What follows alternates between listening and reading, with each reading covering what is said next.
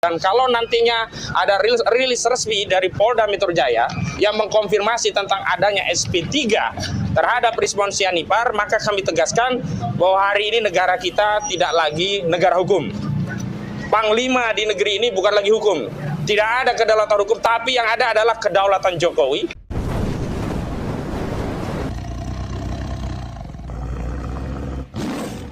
Assalamualaikum warahmatullahi wabarakatuh. Om Swastiastu, Namo Buddhaya, salam kebajikan sahabat-sahabat dimanapun juga berada.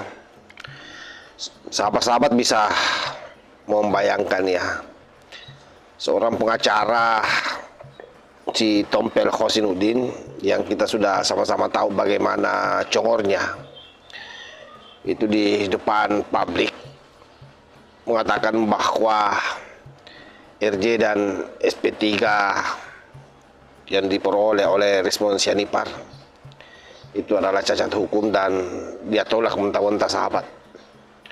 Menurutnya RJ ini adalah merupakan pengaturan Pak Jokowi.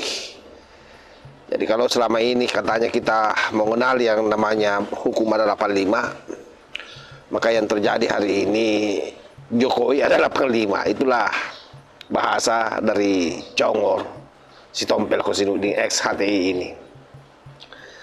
Kedengarannya memang keras, berani, tetapi tentu yang menjadi pertanyaan serius buat kita semua, benarkah apa yang disampaikan oleh Khosinuddin itu sebuah hasil analisa hukum, atau jangan-jangan hanya sekedar narasi panik yang saat ini sudah kehilangan pijakan logika sahabat. Sebab biar bagaimanapun juga, kalau kita melihat proses berjalannya kasus ini, dengan keluarnya respon dari barisan Roy Panci CS, maka memang sudah bisa dipastikan bahwa nanti Roy Panci ini bersama dengan Dr. Tipa akan digulung di pengadilan. Kenapa? Karena kita tahu semua bagaimana kapasitas kedua orang ini. Yang satunya memiliki kapasitas kehaluan yang tinggi, kemudian yang satunya lagi ngeyelnya yang luar biasa juga, yaitu Roy Panci kan, sahabat-sahabat tahu semua. Karena itu kita bisa bayangkan nanti bagaimana kalau kasus ini sampai di pengadilan. Nah, untuk lebih jelasnya sahabat-sahabat sekalian, coba kita cek dulu seperti apa pernyataan daripada si Tompel Khosinuddin ini. Khusus Rizwan Syah-Nipar Hasiholan, bahwa terhadapnya ada ketentuan pasal 32 dan 35 Undang-Undang ITE yang tetap berlaku baik dengan KUHP lama maupun KUHP yang baru, baik sebelum KUHP lama diubah menjadi KUHP baru. Pasal 32 dan 35 itu tetap ancaman pidananya di atas 5 tahun. Yakni pasal 35 itu ancamannya 12 tahun dan pasal 32 itu ancaman pidananya 8 tahun. Itu artinya apa? Artinya bahwa apa yang disampaikan oleh Rizwan Syah-Nipar dan kuasa hukumnya yang sebelumnya adalah bagian dari tim kami sebelum membelot dan berkhianat kepada kami, ya itu tidak dapat dipertanggungjawabkan secara hukum. Dan kalau nantinya ada rilis resmi dari Polda Metro Jaya yang mengkonfirmasi tentang adanya SP3 terhadap Rizwan Syah-Nipar, maka kami tegaskan bahwa hari ini negara kita tidak lagi negara hukum. Panglima di negeri ini bukan lagi hukum. Tidak ada kedaulatan hukum, tapi yang ada adalah kedaulatan Jokowi. Hukumnya hukum Jokowi, karena semua itu bisa dikerjakan terlepas tidak ada aturan yang mengatur sepanjang dikehendaki oleh saudara Joko Widodo. Dan karena itu, secara formil, secara proses dan prosedur, kami nyatakan bahwa SP3 baik yang sebelumnya telah diberikan kepada Egy Sujana dan juga terhadap Damai Hari Lubis, atau hari ini yang kabarnya sudah diberikan kepada Rizwan Syah-Nipar dengan ketentuan pasal 32 dan 35 yang di atas 5 tahun, yakni 12 tahun penjara, kami nyatakan tidak sah. Dan kalau tetap dikerjakan dan dianggap sah, maka ini yang kami sebut bahwa negara tidak lagi berada di bawah kendali hukum.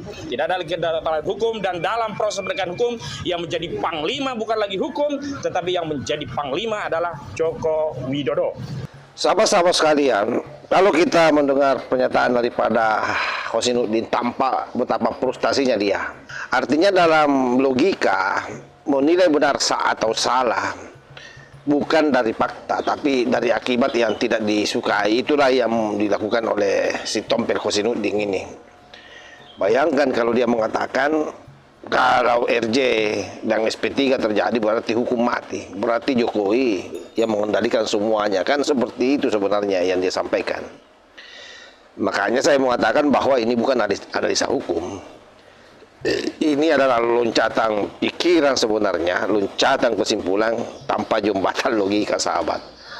Karena dalam sistem hukum modern, RJ dan SP3 saya kira itu bukan hal yang menyimpang ya, tapi justru bagian daripada mekanisme resmi. Sebab itulah kalau misalnya kita bicara berdasarkan fakta, artinya kita jangan berasumsi. Yang namanya RJ itu pendekatan yang berfokus pada pemulihan, bukan sekedar penghukuman. Oleh sebab itu ini bukan ide liar, tapi ini adalah merupakan yang banyak dipakai di negara maju, sahabat. Dalam perspektif filsafat hukum, RJ itu sejalan dengan pemikiran John Rawls yang menekankan keadilan itu sebagai fairness, bukan sebagai ajang balas dendam. Sementara kalau kita bicara SP3 itu kan surat pemberhentian penyidikan. Itu adalah merupakan mekanisme yang sah dalam KUHP. Alasannya saya kira sangat jelas. Biasanya karena tidak cukup bukti, bukan tindak pidana, atau misalnya demi hukum. Jadi ketika SP3 keluar, itu bukan mainan kekuasaan.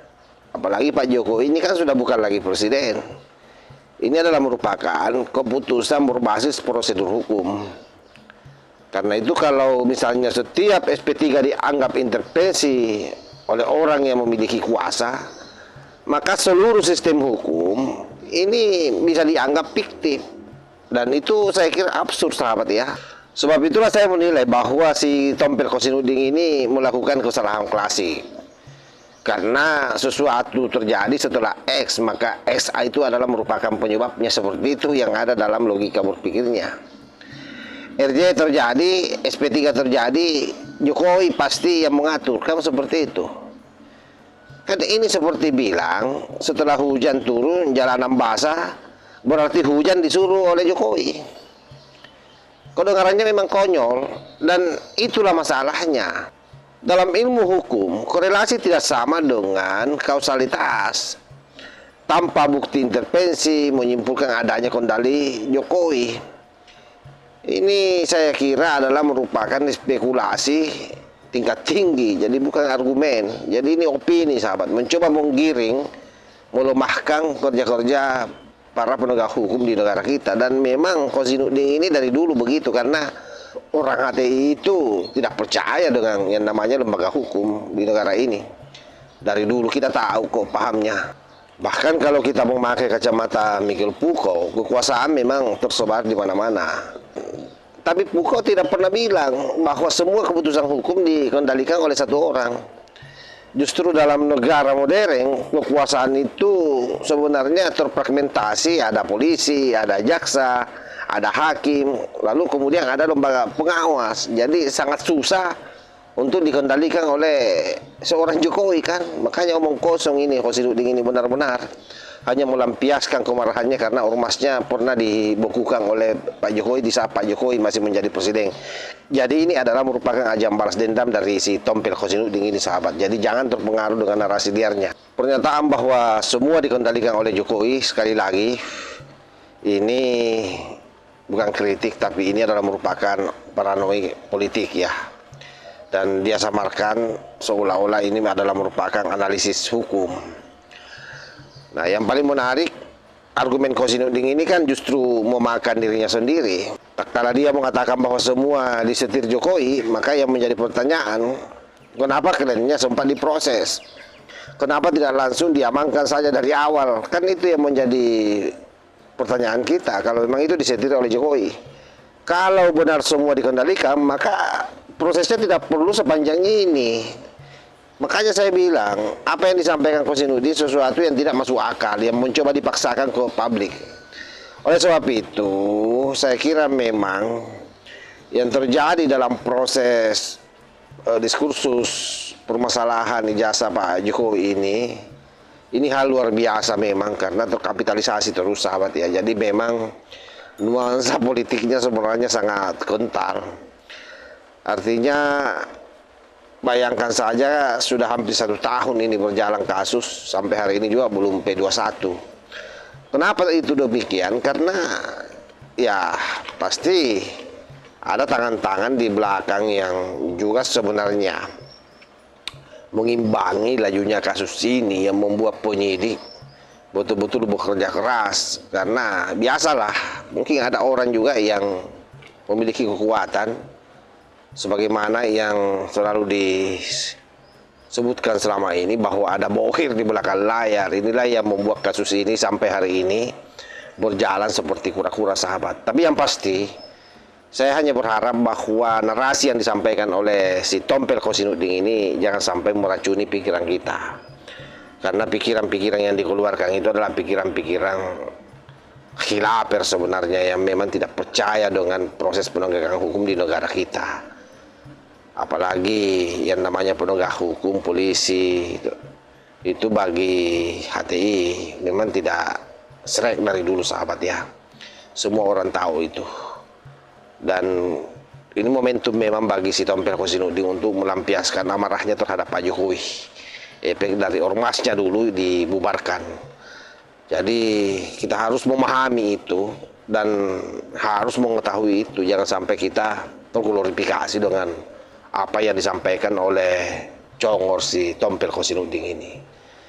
Saya kira demikian, sahabat ya. Wallahul muwaffiq ila aqwamit thoriq. Wassalamualaikum warahmatullahi wabarakatuh.